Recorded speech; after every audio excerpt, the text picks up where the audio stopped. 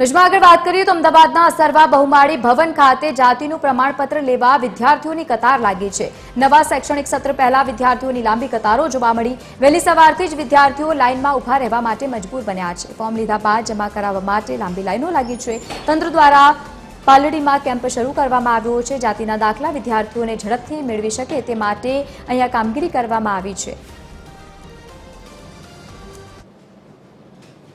વિદ્યાર્થીઓ કે વાલીઓ જે આવે છે એમના માટે અલગ અલગ કાઉન્ટરો ચકાસણી માટે પહેલા તો આપણે અરજી ફોર્મ ચકાસવાનું હોય, એની અંદર કયા કયા ડોક્યુમેન્ટ જોઈએ એ ડોક્યુમેન્ટના આધારે અમે દરેક સ્ટેબલ એસસીબીસી ના જાતિ પ્રમાણપત્રનું અલગ બે કાઉન્ટરો, બીના અનામતનું અલગ કાઉન્ટર, પછી ઈડબ્લ્યુએસનું પણ અલગ એ રીતના કાઉન્ટરો રાખી કર્મચારીઓને બેસાડે છે અને ત્યાં વ્યક્તિગત દરેક લાભાર્થીનો જે જે ડોક્યુમેન્ટ આપે છે એની અંદર એ ચકાસી અને પછી અમે આગળ અમારા અન્ય એના ફોટો પાડવાનો છે, ત્યાં પછી ફોટા માટે પછી ત્યાં અમે મોકલીએ છીએ। એમ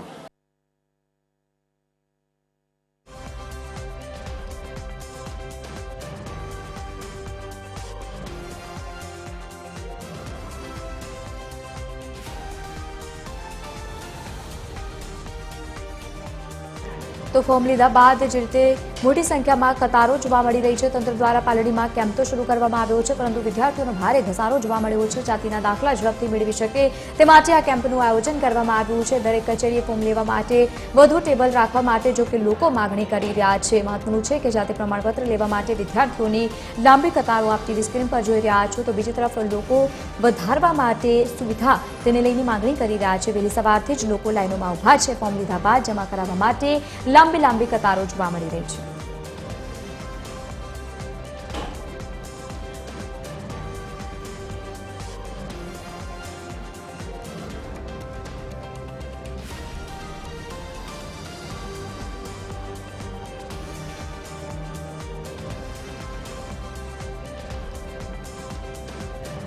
તો અમદાવાદથી આ સમાચાર સામે આવ્યા, જ્યાં જાતિના દાખલા કઢાવવા માટે વિદ્યાર્થીઓ મોટી સંખ્યામાં પહોંચી રહ્યા છે, તો બીજી તરફ લાંબી કતારો વિદ્યાર્થીઓની પણ જોવા મળી રહી છે। ફોર્મ લીધા બાદ જમા કરાવવા માટે લાંબી કતારો લાગી છે। તો બીજી તરફ તંત્ર દ્વારા પાલડીમાં જે રીતે કેમ્પ શરૂ કરવામાં આવ્યો છે ત્યાં સુવિધા વધારવા માટે લોકોએ માંગણી કરી છે। જાતિના દાખલા ઝડપથી મળી શકે તે માટે આ કેમ્પનું આયોજન કરવામાં આવ્યું છે। દરેક કચેરીએ ફોર્મ લેવા માટે વધુ ટેબલ રાખવામાં આવે તેવી લોકોએ માંગણી કરી છે, કારણ કે મોટી સંખ્યામાં લોકો જાતિ પ્રમાણપત્ર લેવા માટે પહોંચી રહ્યા છે। તેમાં વિદ્યાર્થીઓની ખાસ કરીને લાંબી કતારો જોવા મળી રહી છે।